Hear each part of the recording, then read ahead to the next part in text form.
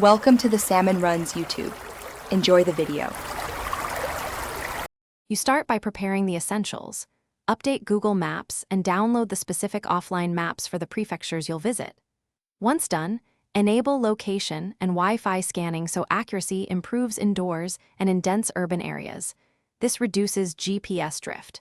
Make sure your phone's region and language settings match your needs, and toggle background refresh so updates continue while the app is closed. These steps get you accurate positioning and save data when roaming, letting you begin searching routes immediately. You now build a route. Enter addresses in Romaji or Japanese script. If one yields no result, try the other. Once you pick a destination, compare transit, driving, walking, and cycling options.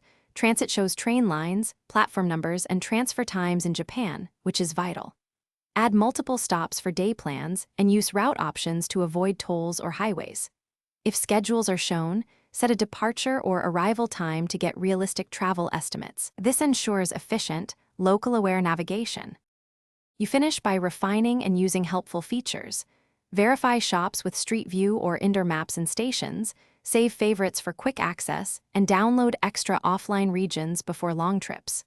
Share your ETA with contacts and pin multiple meeting points so others follow. If something goes wrong, say your blue dot jumps, toggle GPS, recalibrate the compass by moving the phone in a figure 8, and restart the app. If needed, reboot the device. This combination fixes most issues and keeps navigation reliable. Thanks for watching. Consider subscribing if we helped you.